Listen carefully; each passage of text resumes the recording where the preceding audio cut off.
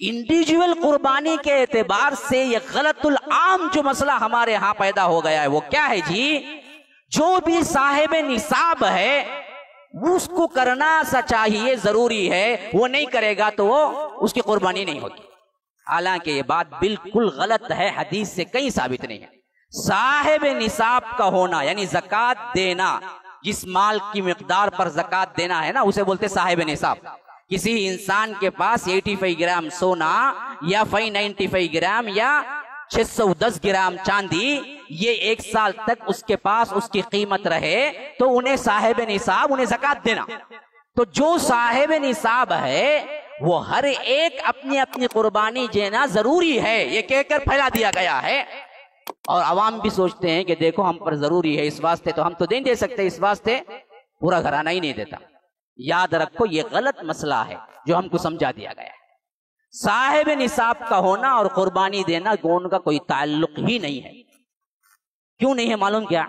آپ کو میں چھوٹی سی ایک دلیل دیتا ہوں، دیکھو ہر ایک کا منہ بند کر سکتے۔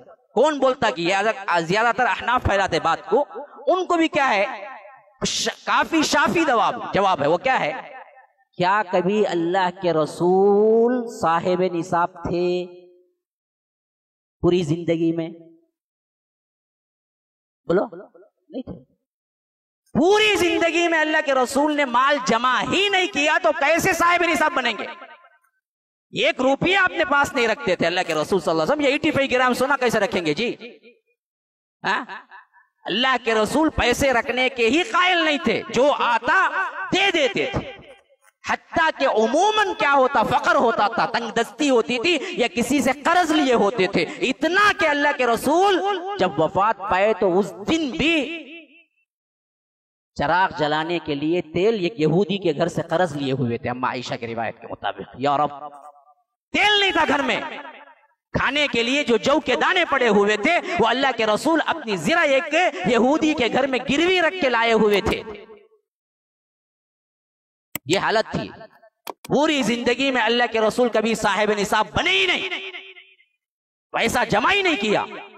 لیکن یہ بات متفق علیہ ثابت ہے کہ ہر سال مدینے میں جانے کے بعد اللہ کے رسول نے قربانی دی، یہاں تک کہ 10 سال بھی قربانی دی، اور حجۃ الوداع کے موقع پر تو اللہ کے رسول نے 100 اونٹ بھی قربانی دی۔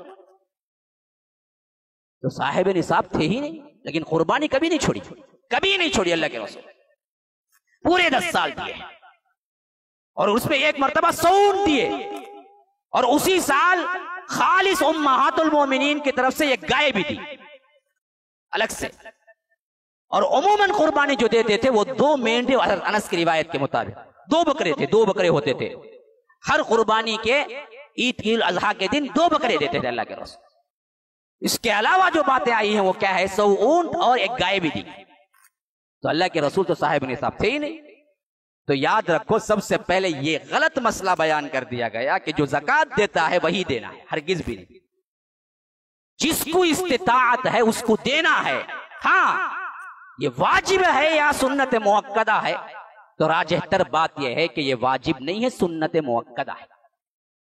اگر کوئی چھوڑ دیتا ہے تو اس پر کوئی گناہ نہیں، لیکن اللہ کے رسول نے نہیں چھوڑا پورے 10 سال، آپ کو بھی نہیں چھوڑنا چاہیے، کیونکہ اس کا ثواب بے انتہا ہے۔